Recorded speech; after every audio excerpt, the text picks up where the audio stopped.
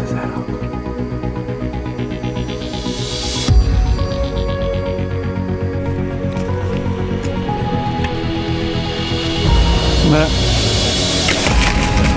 He's down. He's down. Redemption, baby, redemption. He's down right there. He just hit the dirt. I drilled him with the old pressure. That's just crazy. That's the biggest book in my life. He's a big buddy deer too. He's mature, definitely. I just smoked him. I don't know where he came from. Oh my god. I gotta die. Oh my god.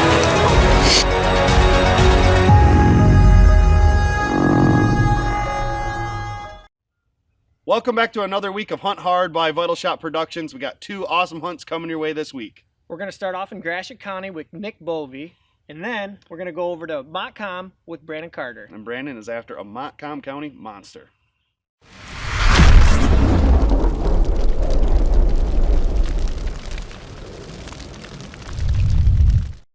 I've been hunting this farm for a long time. It's actually a family farm, and I've got multiple shooter bucks on camera. We know exactly where they're gonna come out at. They're coming into a harvested soybean field, but we just haven't had the correct wind to make the track out to the stand. So we finally, on October 11th, got the right wind. We got the northeast wind we were looking for. It's 68 degrees, but they're still on their feet. They're still moving. So we walked in and climbed into the stand. Walking in here to this other set, and now that I'm on the backside of this property, I'm actually seeing a lot of rubs and scrapes on this side, so this could be turning into a pretty decent sit after the farmers were in the field. So actually here's a really nice scrape and rub. What I'm going to do is I'm going to actually freshen this up with my Evercomb a little bit on this licking branch. We're actually on the intersection of a planted winter wheat field and a standing cornfield, and the stand's about 40 yards inside the woods. I like to stay on these edges because deer are normally edge creatures. They're walking the edge of woods, they're walking the edges of cornfields or crop fields. They like to stay on these inside corner type scenarios, and that's what this is creating. Is this standing cornfield on the winter wheat field is creating an inside corner for them to travel through.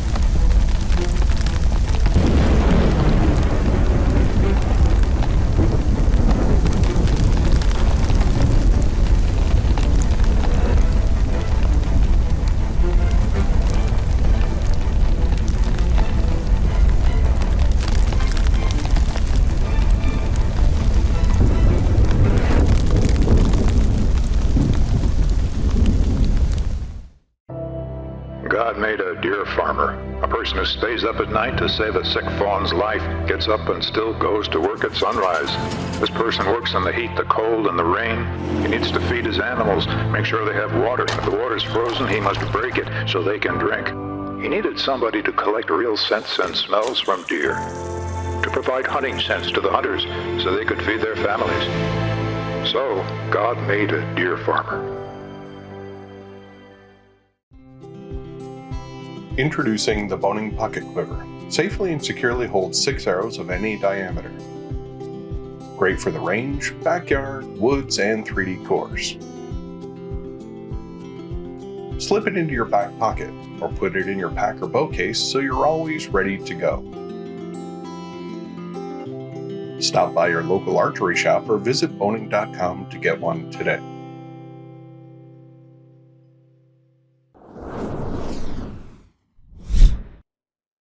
As a serious hunter, you give it your best. You don't skip steps.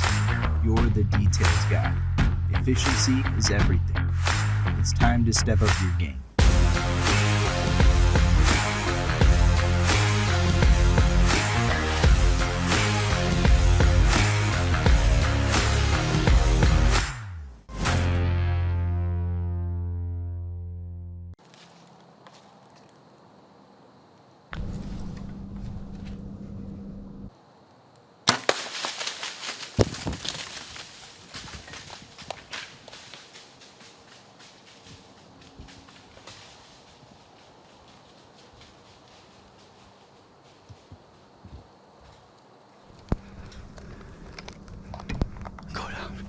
Go down.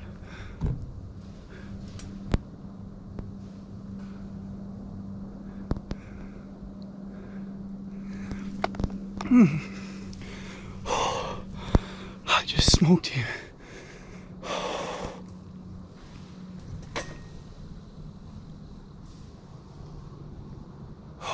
I just smoked him. I don't know where he came from. Oh, I don't even know how big he is. I know he's a shooter, and I'm pretty sure he's down right there.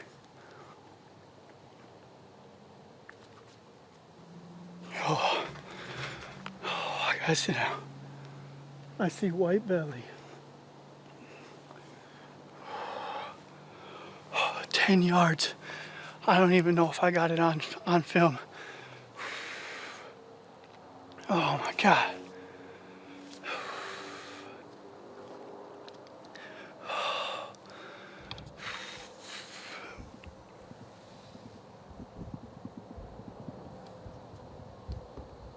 Oh, he was standing right there.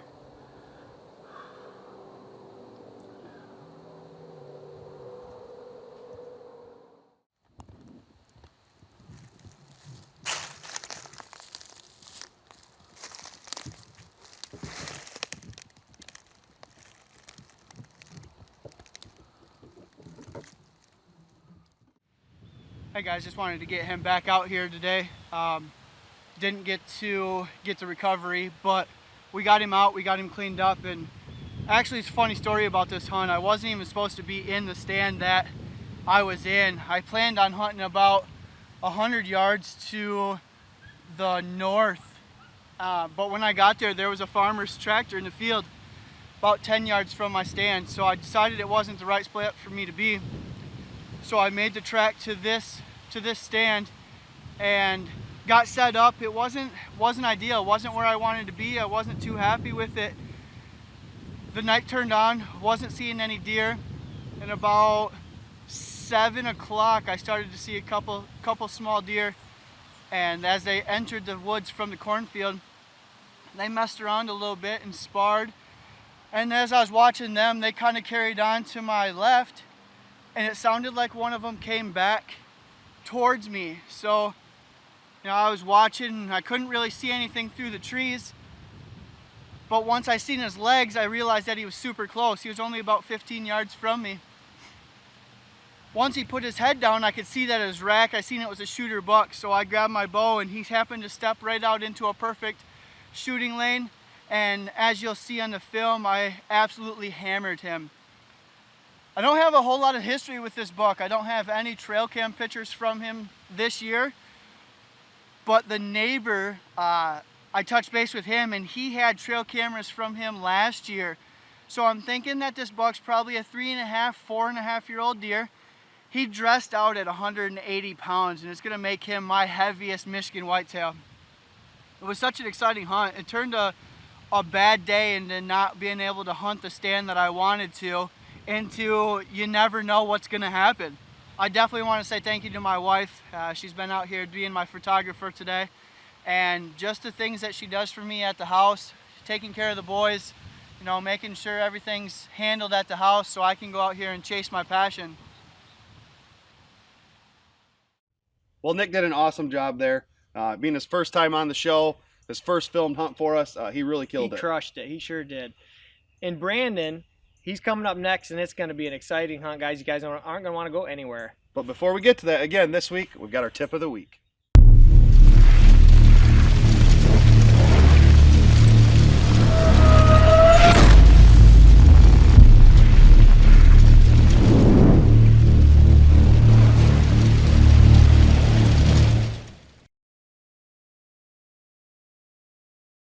So for this week's tip, we're going to be talking about some poor man food plotting. We got some kids out here. That's the first tip, is to employ some child labor. So we got 6 kids out here picking rocks. They're going through and getting some rocks out. So what we've got here is a established clover plot that we've had for a few years, and it's coming in really good. But what we want to do today is plant some corn. So we don't have a planter for corn available right now, so we're going to kind of do it poor man style. So we're going to have get the dirt worked up and get our soil corrections done. We've already done our soil samples and we've got our fertilizers and stuff, so we're going to get some soil work done first and get it tilled up, and then we'll see you in a little bit.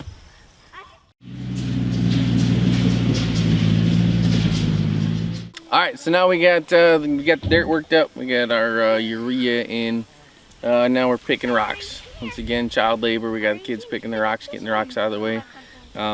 Plants can't grow where there's rocks, so if you're like us, you have rocky soil, it's a good thing to get as many of those out of there as you can.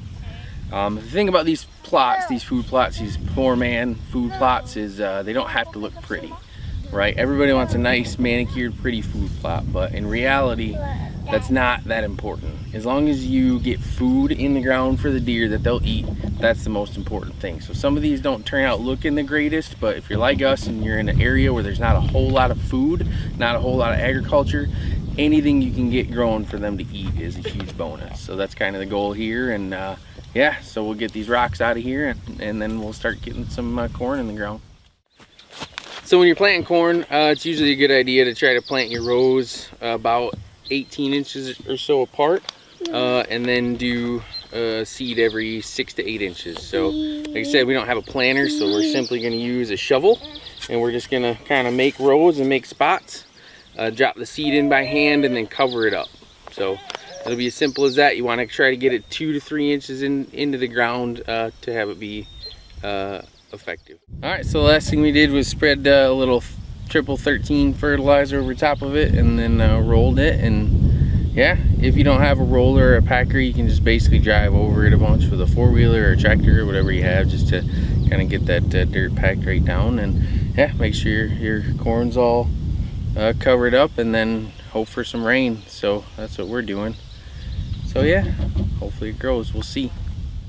All right, so this is another example of what we can do for like a poor man's food plot. So this area back here is in the back of the property, and it's down a super steep ridge, and we can't get equipment back here. So we do this as like a no-till style food plot. So what we did last year is we planted overtime, which was like a clover and a radish mix from 5-2 Outdoors. And then that was like our spring planting, and then we did their grain bin in the fall, which is like oats and rye. So this soil back here is really poor, and we struggle with ferns back here, and it's pretty acidic. So we've already done one application of lime and some fertilizer, and we're gonna put down more lime, more fertilizer, and our seed, which is gonna be their frost, which is a clover blend. So yeah, and then we're gonna end up mowing all this rye and oats that came up from grain bin. It came up pretty good this year, so we're gonna mow that down, kind of create a bed, and the rye seeding out as well, so we'll probably get some rye growing there too. So we'll get a nice blanket over top of it. We've got some clover established. It's not great, but it's there. And then yeah, hopefully we'll get some more clover down and get that to grow, and then in the fall we'll do another probably application of the grain bin as well. All right, well, there you have it. It's not gonna be pretty. In fact, it's probably gonna be downright ugly, but in an area where there's no food other than really acorns, it's better to have nothing or something instead of nothing. So also, just to kind of make it clear, before you go and take a weed whacker and a lawnmower to a bedding area, think about your property. So this property is 220-ish acres. And it's got probably about 150 acres of bedding on it. So there's a lot of bedding, and there's really no food outside of acorns on the property or in the area. So food is huge here. If you've got a property where you're close to some ag and you've got, you know, some bedding, you might want to think twice before you go ahead and whack that all down. But here, you know, we don't have really any food, and we have a whole lot of bedding. So that's kind of why we're doing this in kind of a thick area that could be bedding. We just need to get some food on the ground. So yeah, hopefully this helped, and good luck on your food plot ventures. If you've got any questions, feel free to message us or give us a shout. So I'll talk to you later. Introducing the all-new Bow Hunter Elite Series from Sentinel, featuring an unheard of combination of premium features and technologies, unavailable anywhere else. It's the most advanced bow hunting outerwear available today. Ultra quiet, exceptionally warm, and packed with premium features and technologies. Designed to help elite bow hunters sit longer and get closer. The era of compromise is over. Michigan Whitetail Food Plots is here to help you increase your deer herd and also improve your whitetail habitat. We do that through 3 simple needs: food, bedding, and water. If you're looking to improve your habitat this year, give us a call at 231-920-3047 or check us out on our website at MichiganWhitetailFoodPlots.com. You can also save $100 this year by using promo code PLOT100 and save $100 off your first food plot implementation. We look forward to working with you.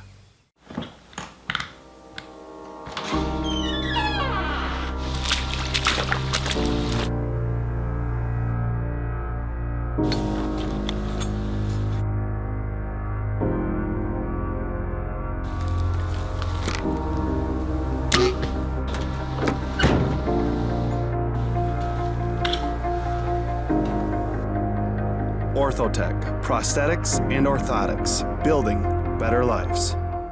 10 Point Taxidermy out of Whitehall, Michigan can help you preserve your trophy of a lifetime. For a quick turnaround and great prices, call Bill at 10 Point Taxidermy, 231-750-7426.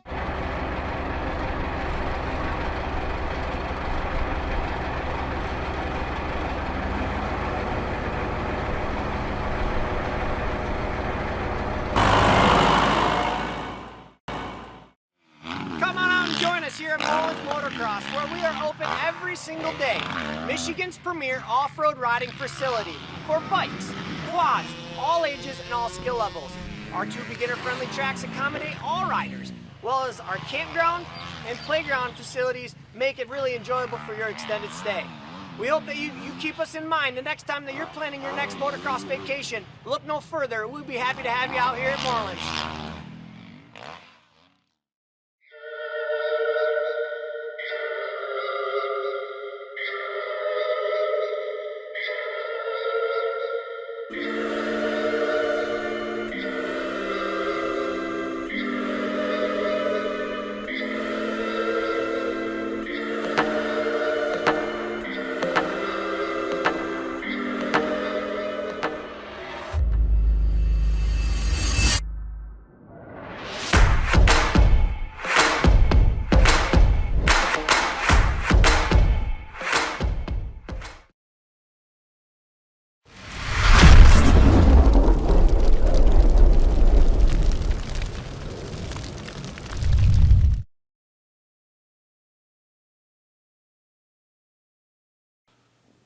It was November 2nd, about 2:40 in the afternoon. The wind was coming really hard out of the west, pushing 15, sometimes 20.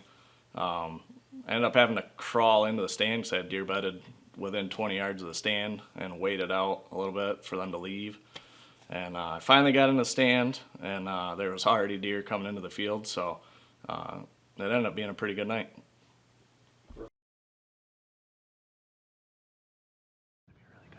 Kind of sitting over.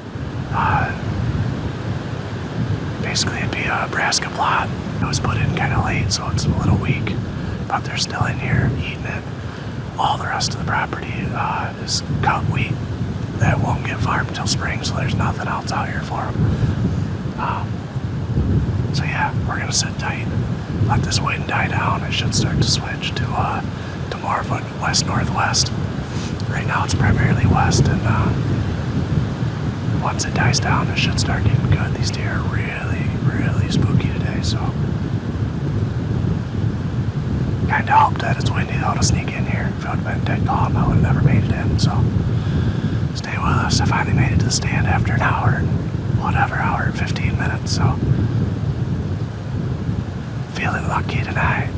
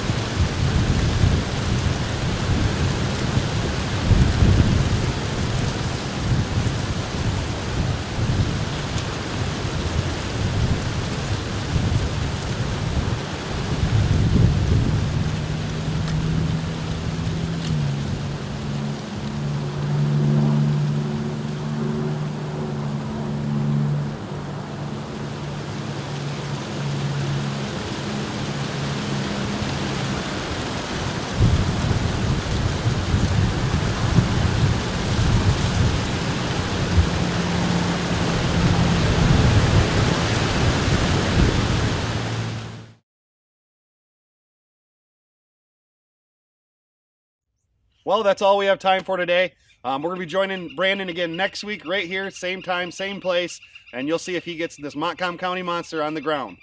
And if you've missed any of our shows, make sure and check out our website at vitalshotproductions.com or check out our YouTube channel. We've got all of our hunts on there, even hunts that you're not going to see on this year's show. And as always, make your next shot A vital shot.